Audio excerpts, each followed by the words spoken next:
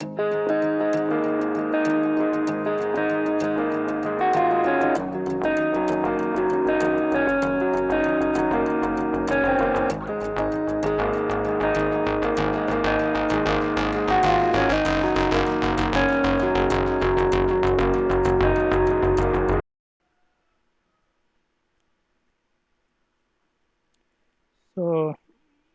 before everyone joins, let us have some questions. Mm. What is intrinsic semiconductor? Can anyone? Pure. No, that is normal definition that anyone can say. That is not I am looking for. Intrinsic semiconductor means what is its No property? impurities, See, no impurities, lattice defects, there is no lattice. nothing pure in Number of nature, in free practice. electrons equal Yes, yes. number of electrons is equal to number of holes. That is what you should tell. Okay. So number of electrons is equal to number of holes. Okay. That is the property of an intrinsic semiconductor. So intrinsic semiconductor means number of electrons is equal to number of holes. When we will be having electron hole pair generation, When electron hole is broken, covalent bond is uh, when broken. when covalent bond is broken, we will be having electron hole pair generation. And when will covalent bond will be broken is whenever an energy is provided by means of some means which is greater than Eg, energy band gap, which is required for the breakage of the covalent. So that energy can be provided either at the room temperature or by means of some external means. So whatever might be the case, if sufficient energy is provided, electron hole pair is generated. So that as many number of holes are there, that many number of electrons are there in an intrinsic semiconductor. Okay. So what is the problem with intrinsic semiconductor? Anyone? What is the problem with intrinsic semiconductor? Is due to both electrons and holes. Yes, yes. Conductivity is due to both electrons and holes. Yeah, conductivity is due to both electrons and holes. In fact, that is not at all a problem. But the thing is, when we are interested in increasing the conductivity, okay, if we want to increase the conductivity by means of temperature, by means of increase in temperature, then we felt that that is not a good idea. Then we have to look for some other alternative for increasing the conductivity. And moreover, we are interested in the current conduction only due to the one type of charge carriers. Earlier, we have a metal where my current conduction is only due to one type of charge carrier, that is electrons. So now also I am interested either due to the electrons or due to the holes that the current be present in a semiconductor. So that is why we are looking for why don't we increase the conductivity by means of only one type of charge carriers. There we found one process what is called as doping. So can anyone define what is doping now? Process of adding Adding impurities, trivalent sir. or pentavalent impurities to an intrinsic semiconductor. Don't stop there, okay? Don't simply confine to adding impurity atoms to your intrinsic semiconductor. Don't stop there. Everyone is going to stop there, but you don't stop there. You continue with. Pentavalent or trivalent impurities to intrinsic semiconductors. No, no, no. Let me finish off. Okay. So the definition of doping process. See, when anyone asks you what is the definition of doping process, you tell what I am saying. Like, okay. So doping is the process of adding either trivalent impurity atoms or pentavalent impurity atoms to your intrinsic semiconductor in order to create, in order to create one type of charge carriers to be predominantly present. That is what the statement you should need to extend, which no one do. Okay, no one is likely to extend this statement. But this is what is important. This is what is the main difference between the earlier things and the doping process. Okay, everyone. Okay, 99% students used to write doping means adding impurities to the intrinsic semiconductor. But you people don't stop at that instant only. You continue with what is the purpose? Purpose is to see that one type of charge carriers are more in number in that particular semiconductor. That is the purpose. So if you add pentavalent impurity atoms, electrons are majority carriers. If you add trivalent impurity atoms, holes are the majority carriers. Only in order to make one type of charge carriers are majority in number, you are doing the doping process. Okay, nothing else, nothing more. So you should not confine to adding impurities to your intrinsic semiconductor. That may be right, but if I am the person to correct your papers, then I will not give even a single mark, because that is not the actual purpose. The purpose is you want your current conduction is only due to the one type of charge carriers. So that you should explicitly mention that. Okay, so that you will be unique from all the others, and your answer will be definitely a unique answer. Okay. Then what are the examples for pentavalent impurity atoms? Arsenic, bismuth. Phosphorus, arsenic, antimony, bismuth. Okay. So all elements whose outermost shell consists of 5 valence electrons are examples for pentavalent impurity atoms. All elements whose outermost shell consists of 3 valence electrons in their outermost orbit are examples for trivalent impurity atoms. Examples are boron, aluminum, gallium, indium. Yeah, very good. Okay. So these are all the examples. Okay. What else we have learned then? Till now, what else we have learned?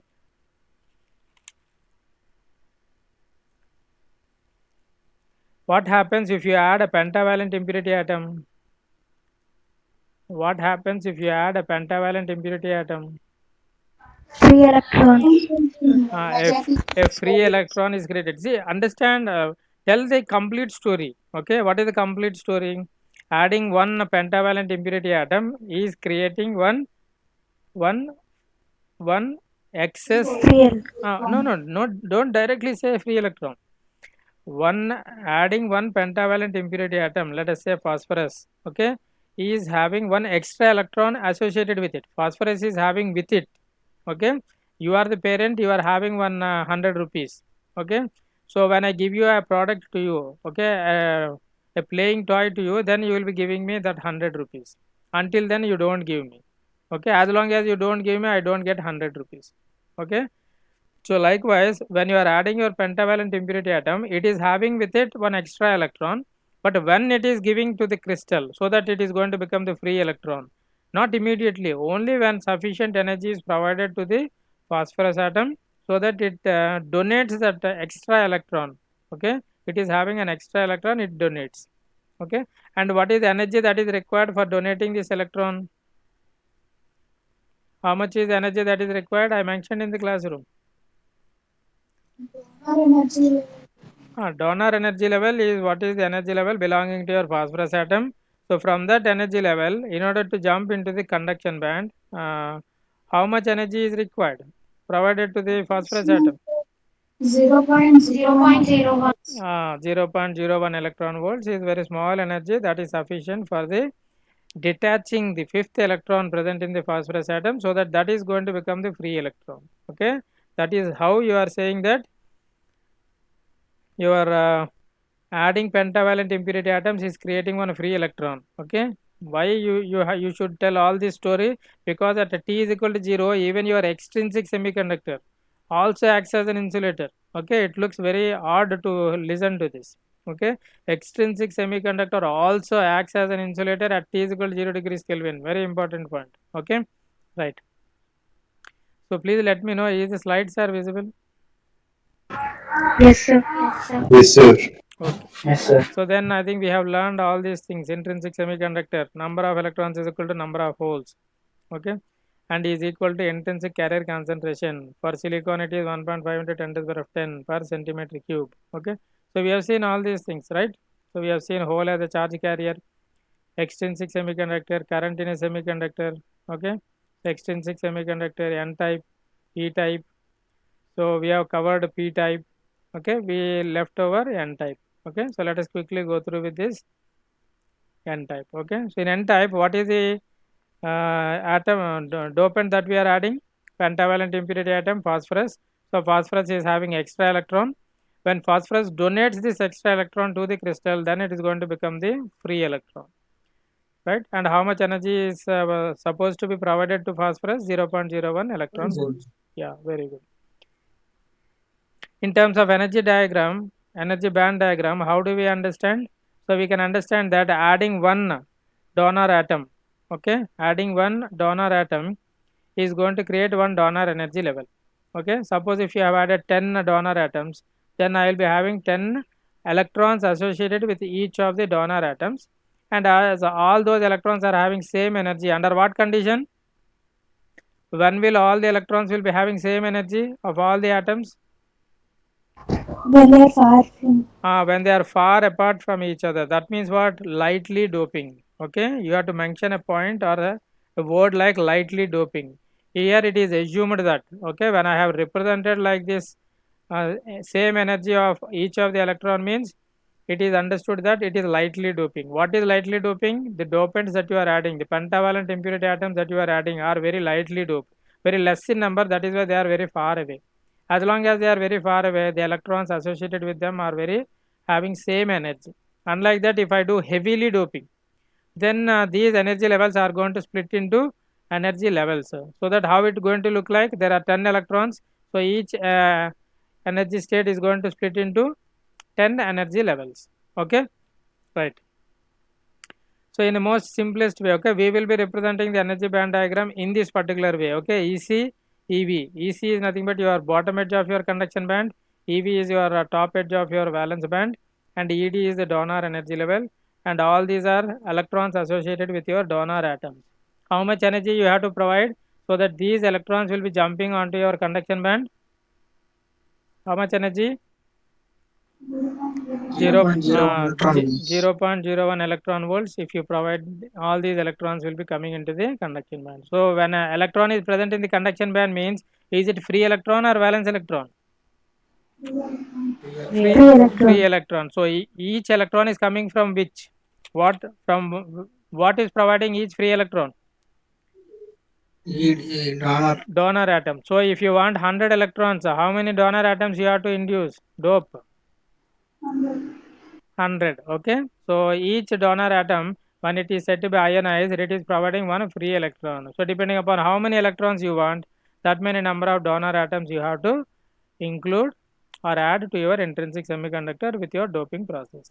Okay, so why the name N type is being given? N type is being given because in N type semiconductor, which is the resultant of adding pentavalent impurity atoms to your intrinsic semiconductor, where you could see electrons are the majority charge carriers. Why electrons are the majority charge carriers?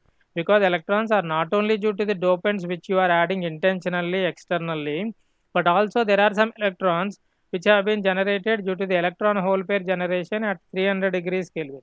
Okay, so how many number of electrons are there? That many number of holes are also there. But as compared to holes, electrons have got increased in number because of generation of electrons due to the dopants. Each dopant atom is creating one free electron. And due to the electron hole pair generation, also electrons are there. But holes are only due to the electron hole pair generation, but not due to anything else. Okay. So whenever a donor atom is donating electron, it is going to become positive charged ion, and you could see in your n-type semiconductor there are the positive charged ions. Okay, if the dopant atom is not got ionized, that means we don't get any free electron out of it. Okay, so we are saying that we have got free electron means indirectly we are having the positive charged ions also in your n-type semiconductor. Okay, so lastly, what are all the type of particles that you could see in n-type semiconductor? Positive charged ions you could see, also called as donor ions. Why donor ions? Because they are donating electrons to the crystal. Yes, very good. So there are electrons majority charge carriers, holes denoted with plus sign minority charge carriers. Okay, and how do you say whether it is an n-type semiconductor or not? In an n-type semiconductor, number of electrons are much greater than either compared to the intrinsic carrier concentration or due to the or compared to the number of holes in the semiconductor. Okay, right? Is this fine? So now I have only three questions. Question number one is, what is the important property of intrinsic semiconductor? N is equal to P is equal to Ni. Ni is the intrinsic carrier concentration. For a given material, it is constant at a particular temperature. It is having some number. Okay. Then what is a P-type semiconductor?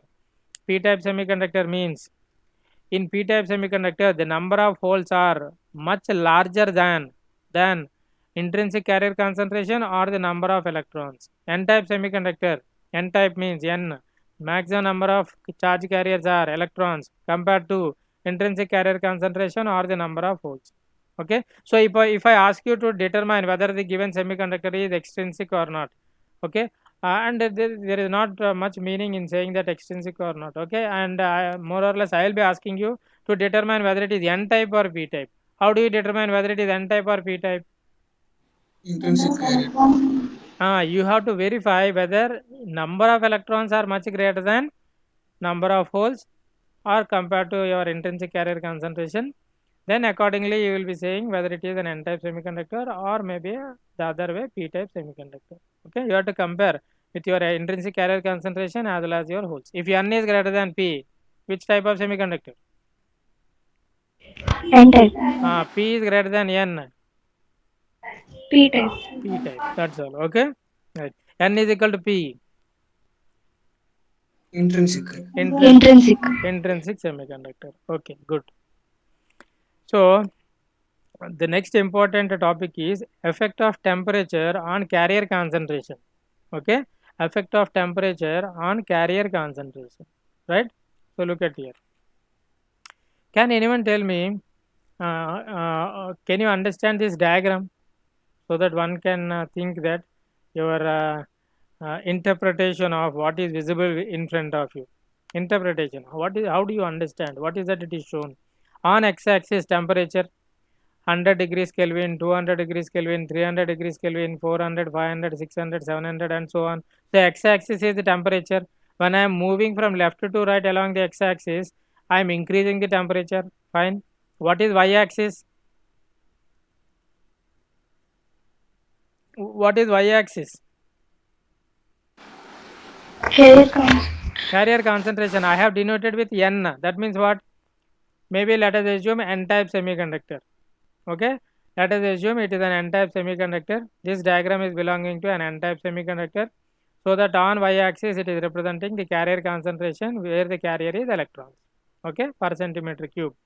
Okay, if I am here 10 to the power of 12 electrons are there. If I am here 10 to the power of 13, 14, 5 into 10 to the power of 15, 16, okay, and so on.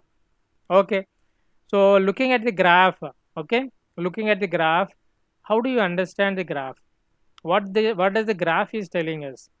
Okay, as you are increasing your temperature, let us say until 100 degrees Kelvin, what is happening? Until 100 degrees Kelvin, what is happening? Is the carrier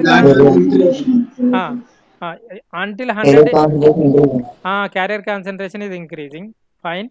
And why what do you think, why what could be the reason you think that your carrier concentration is increasing?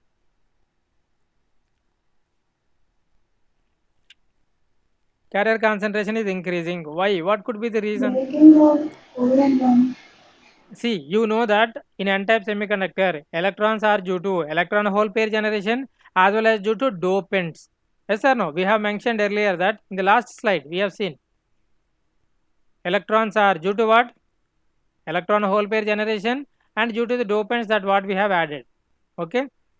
And when I say that the temperature is very less, okay, when I say the temperature is very less, okay, less than 100 degrees Kelvin. See, room temperature means what? 300 degrees Kelvin. So 100 degrees Kelvin means it is at very low temperature. So when it is at very low temperature, we may not expect the electron hole pair generation. Okay, we may not expect the electron hole pair generation. Yes or no? Negligible intrinsic electron hole pair concentration.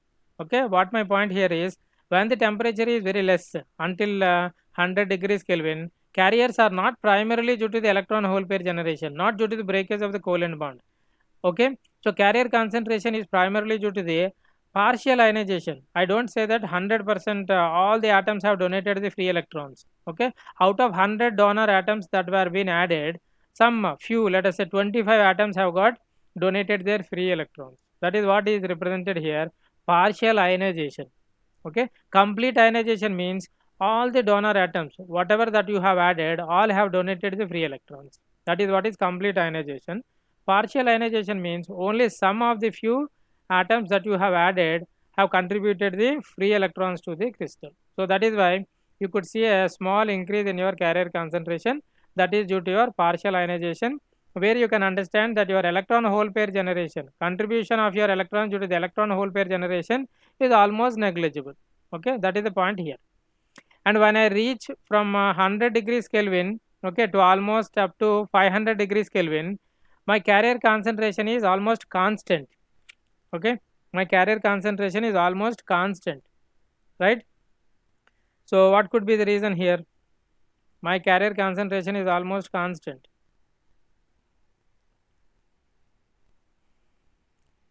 What could be the reason?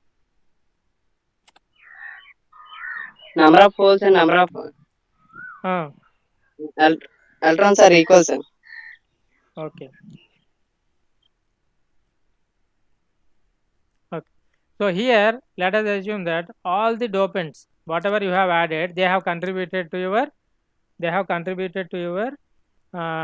free electrons to your crystal. Okay, free electrons to your crystal.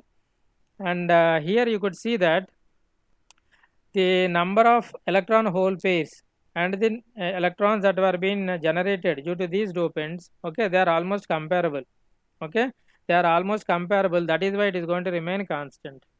Okay, so from here onwards, I am calling it as a region what is called as extrinsic region. Okay, I am calling it as a region that is called extrinsic region, where we can think that all the donor atoms have got ionized. Okay, all the donor atoms have got ionized. The point is, for example, you have considered 200 donor atoms. Okay, when I say that all the donor atoms have got ionized, you have got 200 free electrons, and because of your electron hole pair generation, suppose if 20 electrons have been added, is it going to be much variation that you could see compared to your 200 and 220? No. Okay, so that means the electrons that are being contributed due to the intrinsic carrier concentration, that is electron hole pair generation, is negligible compared to your extrinsic generation. That is what I mean is due to the dopants. Okay, so due to the dopants, majority of the electrons are coming out, and when I compare that large number of electrons came out of your dopants with the electron hole pair generation, because of this increase in temperature, is almost negligible, and I will say that it is almost remaining constant. Okay, is this my point is okay? Yes or no? Yes, sir. Okay. So normally as device engineers, we are interested in operating our devices in this particular region where your carrier concentration is constant. Okay, that means in which region we are interested in operating? Extrinsic region. Okay, extrinsic region. Okay, right? So we are always interested in operating our device in the extrinsic region. That means you have to mention that to the customer. Okay, this device is applicable. Okay, this device is working good under the temperature conditions ranging from 100 degrees Kelvin to 500 degrees Kelvin. If you could have seen at any point of time any of the data sheet of any device, you could see all the data related to temperature also. A parameter variation with temperature, a parameter variation with temperature. Okay, so likewise here also you will be coming to know that okay, this is what is the range of temperature that your semiconductor with this particular carrier concentration can operate better. Okay, because carrier concentration should not vary, does it not? Carrier concentration should not vary. If you start with a current conduction of certain number, it should not vary with respect to your temperature. That is why you are looking for operating in this region. Okay, then beyond 500 degrees Kelvin, what is happening? Again your carrier concentration starts increasing. Why? What could be the reason? By the time I am coming from 100 degrees Kelvin to 500 degrees Kelvin, okay, my electron hole pair generation also gets almost comparable to my number of electrons due to the dopants. Okay, so because of increase in my temperature, what is going to happen? Electron hole pair generation keeps on increasing. Earlier in this particular region, it is only 20. It keeps increasing. By the time it reaches, both are equal. What both are equal?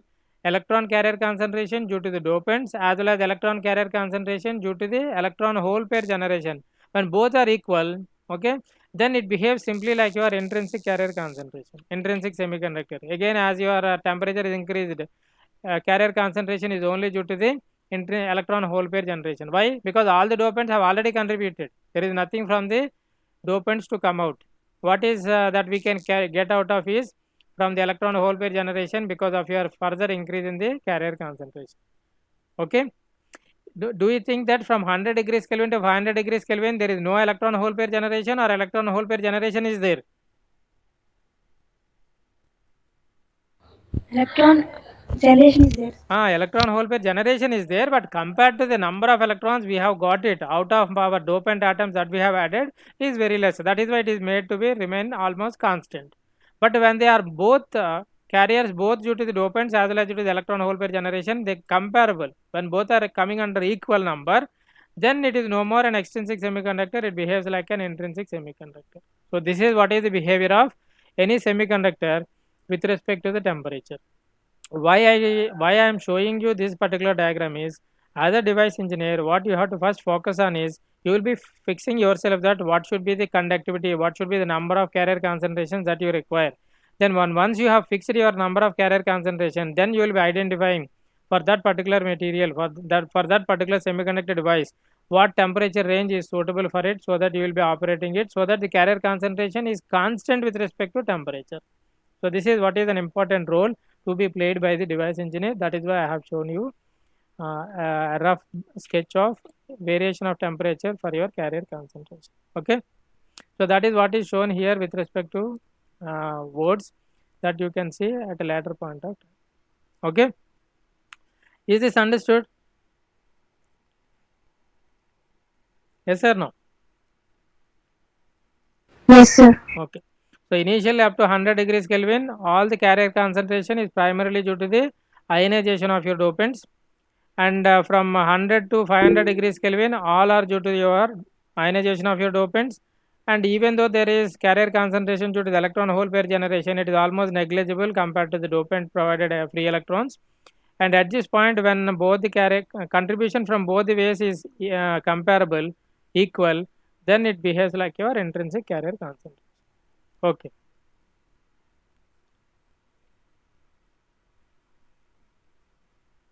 Okay. Just an example I have given that you can see yourself. Okay. So next important concept is mass action law.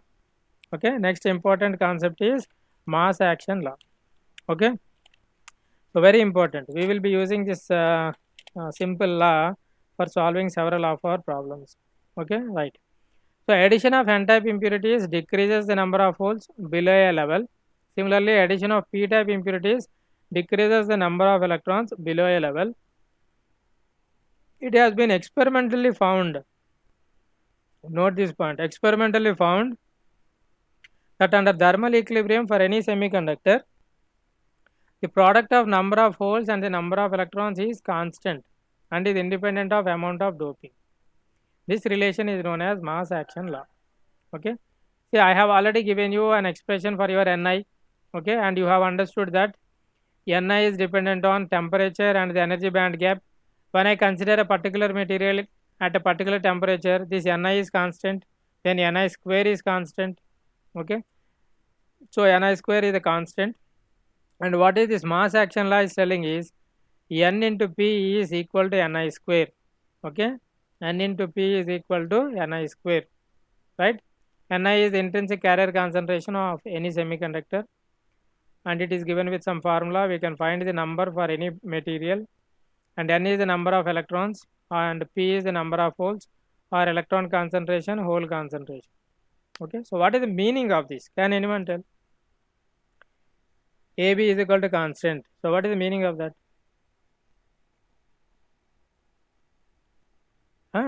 AB is equal to constant. What is the meaning of that? Both A and B are constant, sir. No.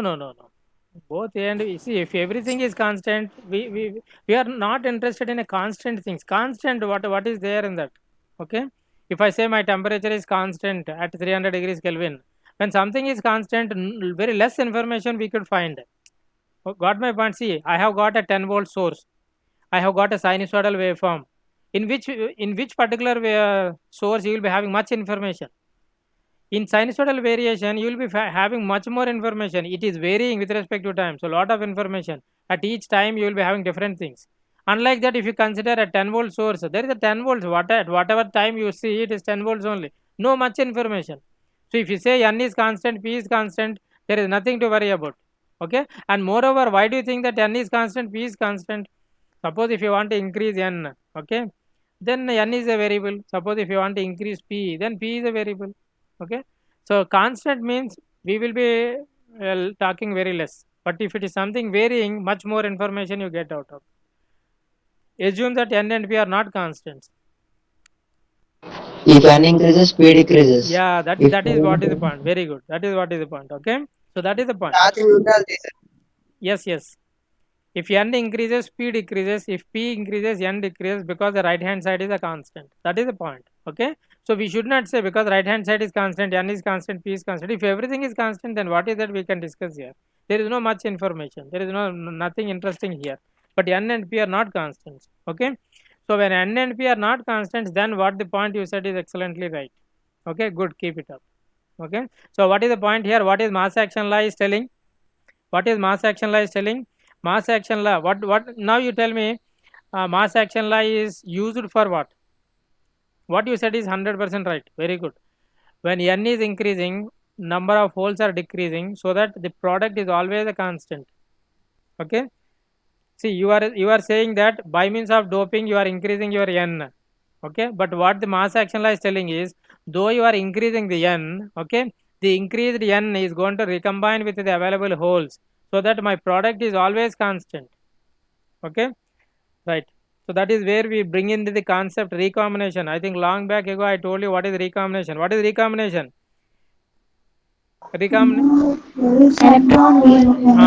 When a free electron and a hole combine, recombination is going to take place. Both disappears. Okay, both disappears. Though I am keep on increasing my electron concentration, my holes decreases. Why my holes decreases? Because my holes are going to get recombined with my large number of electrons.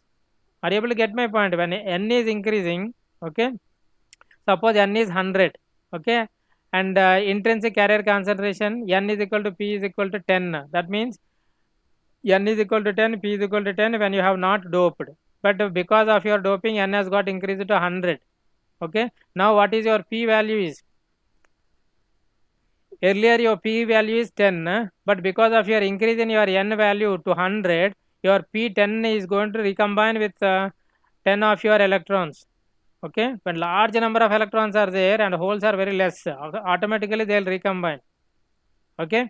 Got my point? So there are more chances for your holes to get recombined with your electrons if your electrons are very larger in number, such that your product of electrons and holes is always a constant. Okay. So that is where you could find your concept called recombination. It always exists in any material to get the material into equilibrium situation. Okay. Equilibrium situation, right? Okay. And now tell me, I posed one question. What for this mass action law is used?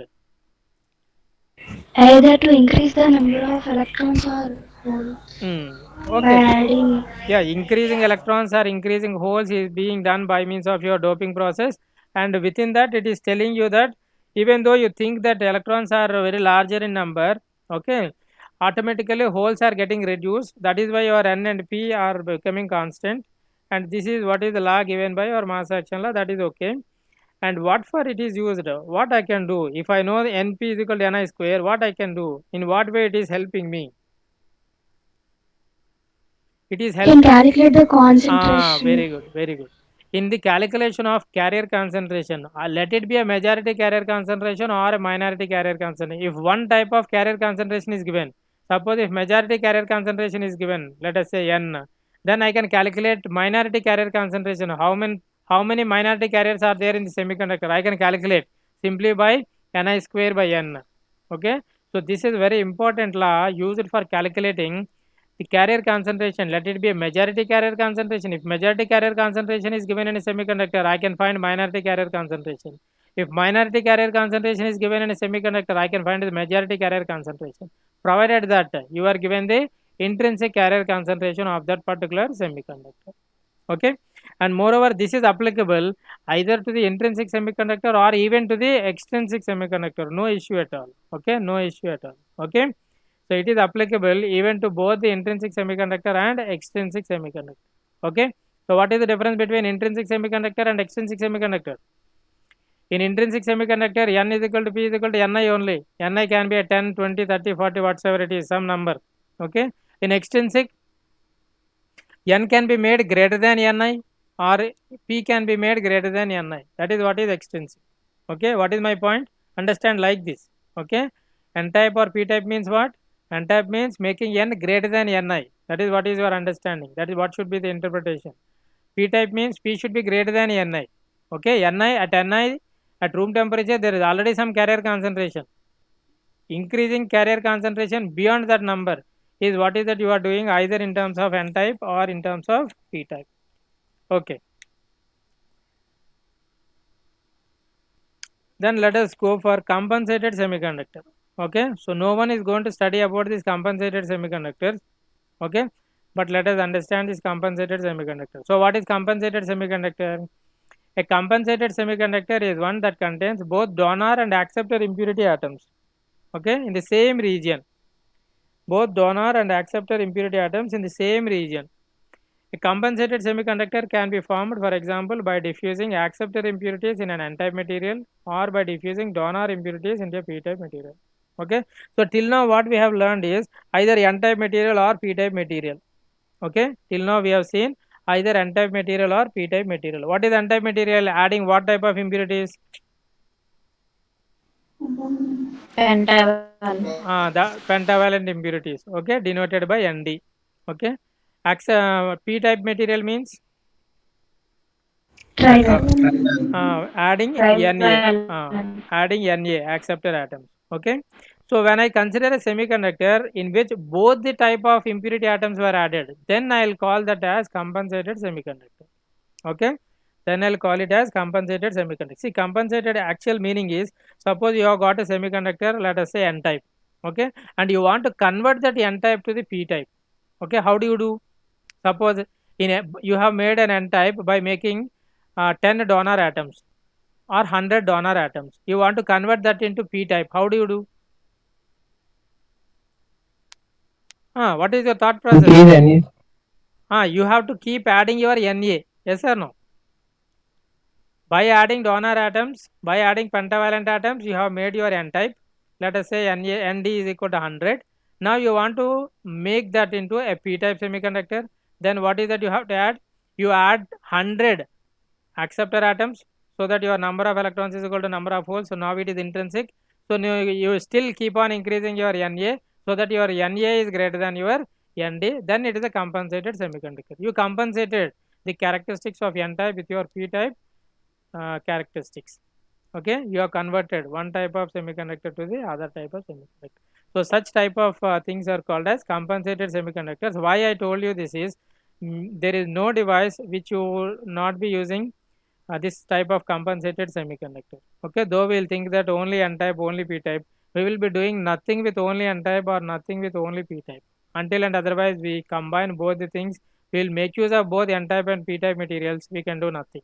So that is why we should know what is the compensated semiconductors, and when both donor atoms and acceptor atoms are being added in a semiconductor, we will get this compensated semiconductor. Okay, so and then when I'll call it as an n-type compensated semiconductor means when the number of donor atoms are greater than the acceptor atoms, then I'll call it as n-type compensated semiconductor.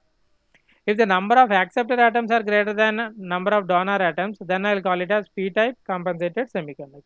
Okay, suppose if number of donor atoms are made equal to the number of acceptor atoms, then I'll call it as intrinsic semiconductor. Is this okay? Yes or no? So it is not that a semiconductor is going to consist of only the donor atoms. Okay, people do study with only donor atoms or only acceptor atoms. No, you can have a possibility of containing both the donor atoms and acceptor atoms in a semiconductor, and it is a natural requirement in terms of semiconductor devices and its applications. Okay, right? Have you learned? Have you heard about PN junction? Yes.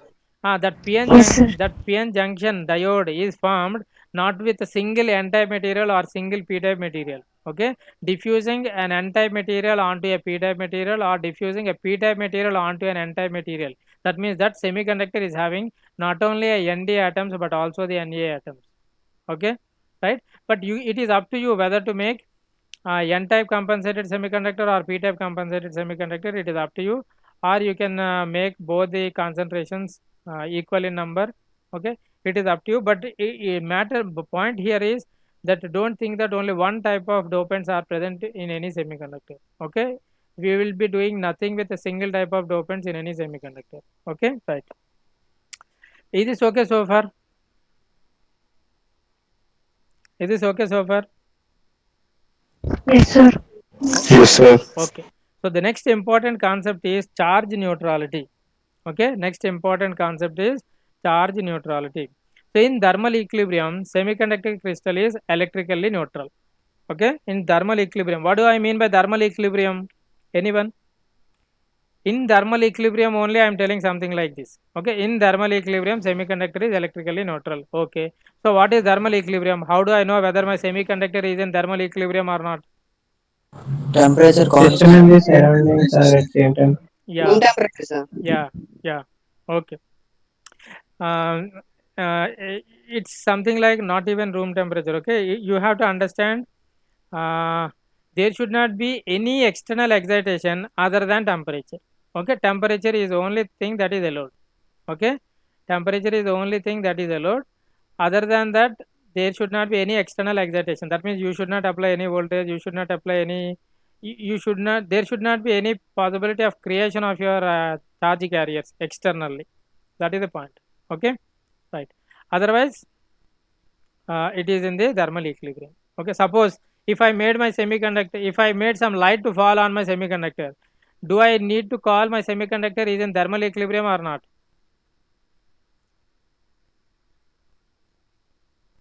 No, No, because allowing light to fall on my semiconductor, it generates the electron hole pair. It creates excess carrier concentration, but there is no other reverse process to take care to compensate that excess carrier that are created. Okay, so then it is no more said to be in the thermal equilibrium, right? Or in other words, my silicon has to be in the dark condition in order to call it as a thermal equilibrium. So in thermal equilibrium, semiconductor crystal is electrically neutral. Electrically neutral means the net charge is zero. So that means all the positive charge is equal to all the negative charge. Okay, right?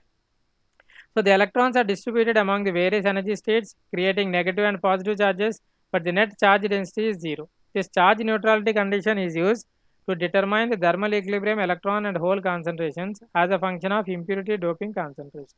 Okay, so this charge neutrality is being used for determining the electron and hole concentrations when we have increased the carrier concentration by means of doping concentration. Okay, so let us see how it can be done. So the charge neutrality equation can be written like this. What I have written, this N naught is representing electron carrier concentration in thermal equilibrium. Please do understand, okay, the notation. N naught, earlier I have represented with N. Okay, N is not representing electron carrier concentration in thermal equilibrium. N naught is representing electron carrier concentration in thermal equilibrium. Okay, and Na is representing when does my acceptor atom will be getting a negative charge. This Na is representing the number of acceptor atom concentration. Okay, let us say I have considered 100 acceptor atoms.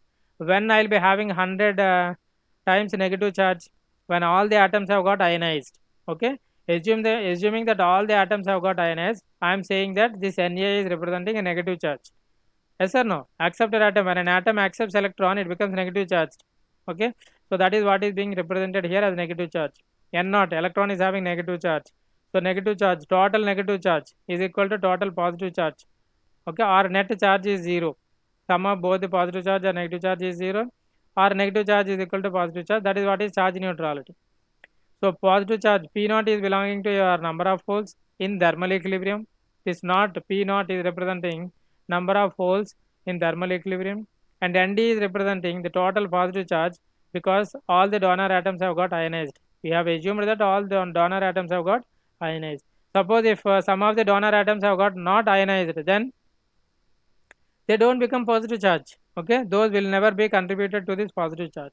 Okay, so whatever the atoms have got ionized, those becomes positive charged, and those will be contributed for this charge neutrality equation. But normally we will assume that whatever the number of donor atoms you have added, all are assumed to be ionized completely. Whatever the total number of acceptor atoms are added by you, we will assume that all have been ionized completely. So that the total negative charge is Na plus N0, total positive charge is Nd plus P0. Okay, and if we express this P0 as Ni square by N0, okay, then I can have an equation which I'll write it as something like this: N0 plus Na plus P0 is replaced with Ni square by N0 plus Nd. Okay, Ni square by N0 plus Nd. Okay, right. So that this will be something like your quadratic equation. Okay, N0 into N0, N0 square. Okay, minus of Nd minus Na. Okay, minus Ni square is equal to 0. Did you understand how do I get this quadratic equation? From this equation only I got this quadratic equation. Okay, yes or no? Yes or no? Yes, sir. Okay, so if I solve this quadratic equation means what? X square plus bx plus c is equal to 0. Okay, ax square plus bx plus c is equal to 0. Okay, ax square plus bx plus c is equal to 0. So what is x here? Minus b plus 1 minus root of a square. No, just let us go slowly. What is x here? If I compare this equation with my equation ax square plus bx plus c, what is x here? N0. N0. X is n0, a is 1. a is 1, b is Na Nd minus minus N. nd minus na, c is minus Ni N square. square. minus ni square. So if I solve this quadratic equation using your minus b plus or minus root over b square minus 4ac by 2, okay, I will be getting this. Okay, right? My n0 cannot be negative, so I will be having only one root. So and that is result is nd minus na by 2 plus nd minus na by 2 whole square plus ni square. Okay, if you solve this, or if you simply apply that equation minus b plus or minus root over b square minus 4ac by 2, that's all, then you will be getting this equation. Okay, right? And even it is easy to remember also. Okay, even it is easy to remember also. Or can you bring out this 2 outside to the denominator? I want 2 in the denominator. What is the equation? I want 2 in the denominator. What is the equation? I want 2 in the denominator. Nd minus Na. Nd minus Na.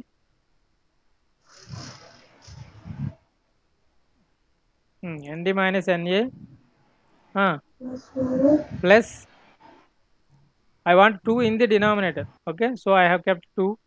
So if I want to bring this 2 outside in the denominator, what is that I can do? LCM. Under root, what is that I can write? Under root Nd minus Na. Na whole square plus Nd minus Na whole square plus 4 Ni square. 4 Ni square. Very good. Okay, 4 Ni square. 4 Ni square. Sorry, I could not have pen for proper writing. Okay, so this is what is the equation.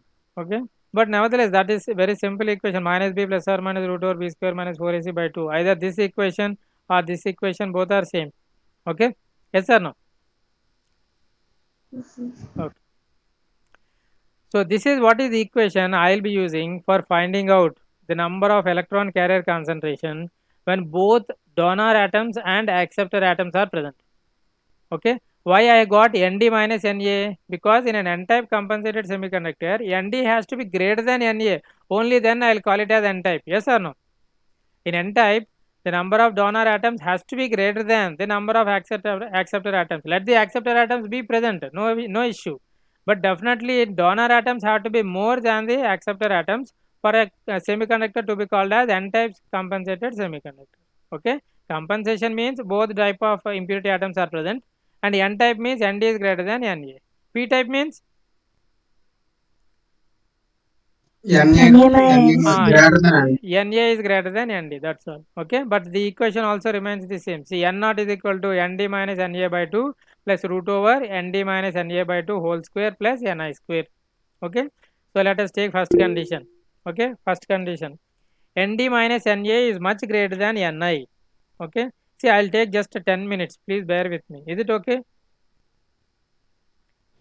Yes, sir. Just 10 minutes, and okay, please bear with me. Okay, because we will finish off this, so that in the next class we will do some problems.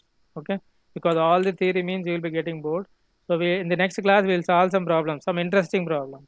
Okay, so if ND minus NA is much greater than NI. Okay, see, this equation will be helping you. If ND minus NA is much greater than NI, okay, then I can neglect this term NI square. Okay, when I neglect this term NI square, okay, what is my N naught is given by? When I neglect this term NI square, what is my N naught is given by? Under root this gets cancelled. ND minus NA by 2 plus ND minus NA by 2, that is ND minus NA. So that is ND minus NA. So you got your N value simply given by ND minus NA. Suppose if ND is 100, NA is 50, then your N number of electrons due to your dopants, both donor atoms and acceptor atoms, is given by ND minus NA. Okay, right? Provided that, please make sure that, provided that ND minus NA is much greater than NI. Okay, otherwise you have to use this formula. Okay, if you use this formula, it is exact. Okay, approximation means very quick answer. If you want means check that whether your ND minus NA is much greater than NI or not. Okay, much greater than means how much? Suppose if ND minus NA is 100, okay, or I know NI already, suppose NI is 10, what should be my ND minus NA at least, so that I will call it as, take it granted, much greater than NI. What should be my ND minus NA, so that I will take it granted ND minus NA is much greater than NI if NI is 10. What should be my value of ND minus NA if NI is 10, so that this equation is satisfied? 20 times. Okay, 20 times. Okay, if my ND minus NA is 20 times NI, then it is this equation is satisfied. Okay, if my ND minus NA is at least 200, okay, then this equation is satisfied. So when this equation is satisfied, you need not use this equation. You can straight away find your electron concentration as ND minus NA and your whole concentration. Okay, in an N type, minority carrier concentration can be found out using your mass action law, Ni square by N. Okay, here comes your usage of your mass action law. Is this understood? N type compensated semiconductor. You could see in your problem, so N type means only ND is there. Okay, N type means only ND is there. But if Na is also there, don't get scared. Okay, don't get scared. Use this formula. No one is going to learn this formula, please. Okay, no one is going to learn this formula. Okay, and from where do we get this formula? Nothing. We get this formula from your mass action law and the charge neutrality equations only. Everyone knows mass action law and charge neutrality equation, but no one tries to get this equation. Got my point? Always you have to be very unique compared to all other students.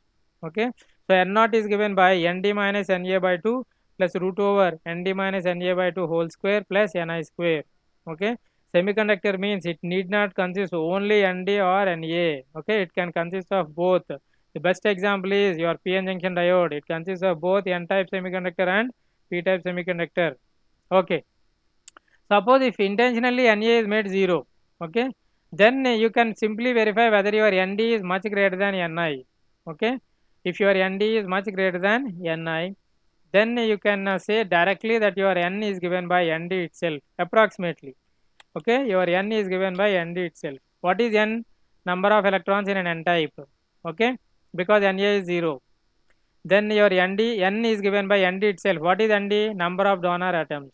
If there are 100 donor atoms, my electron concentration is 100 itself. Provided that, please make sure that you satisfy this condition. If this condition is not satisfied, then your N is not given as ND. People do commit mistake. Okay, 99.9% students simply write N is equal to ND if it is an N type semiconductor. Okay, but that is wrong. When it is true only when your ND is much greater than Ni. If your ND is not much greater than Ni, then N is equal to ND is not right. Okay, people do confirm directly that in an n-type semiconductor, number of electron concentration is given by Nd directly. That is not right. That is true only when your Nd is much greater than Ni.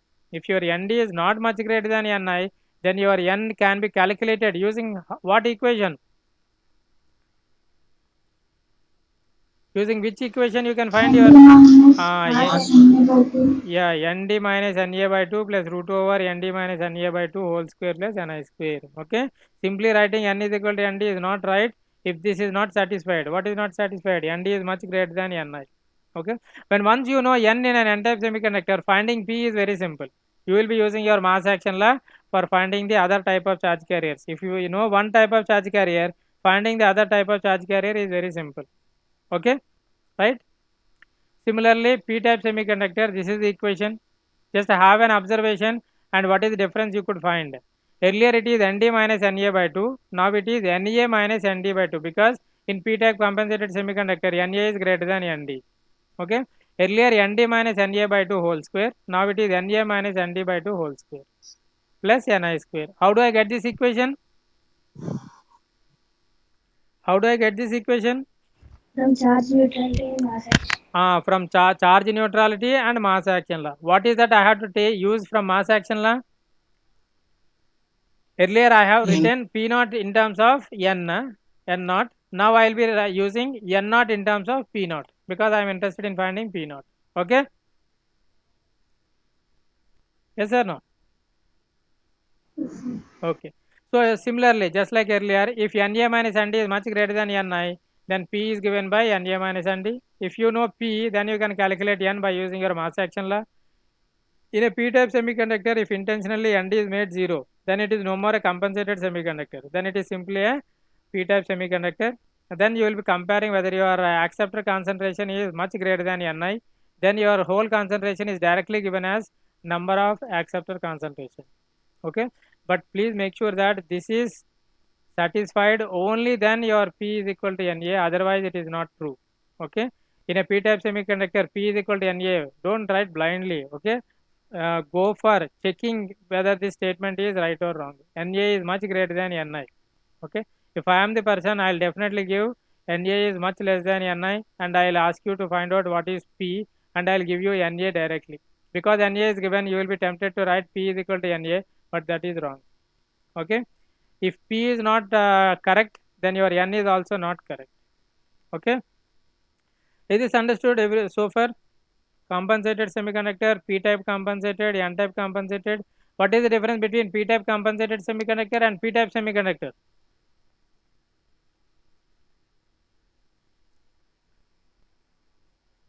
What is the difference between p-type compensated semiconductor and p-type semiconductor? p-type semiconductor holes ఉంటాయి sir. p-type compensated holes and electrons are there. No.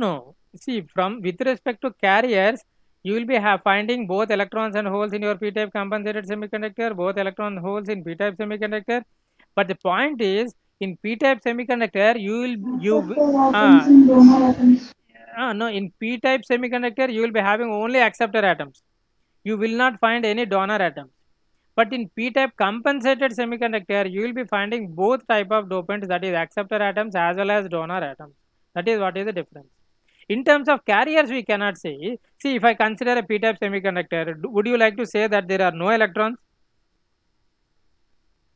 Yes or no? Let it be a p-type compensated semiconductor or a p-type semiconductor. Would you like to say that there are no electrons? No, there are electrons but less in number. There are holes, majority in number. Then what is the difference? In p-type semiconductor and p-type compensated semiconductor, difference is which type of dopants we are adding. In p-type semiconductor, only acceptor atoms are there, no donor atoms are there. But in p-type compensated semiconductor, both types of dopant atoms are there, acceptor atoms as well as donor atoms. But what is the condition? Acceptor atoms need to be greater than donor atoms in order to call as p-type compensated semiconductor. That's all. Okay, is this fine? Yes or no? Yes, sir. Okay. Okay then. So we will stop here. In the next class, we will try to solve some problems based on the formulas that what we have developed.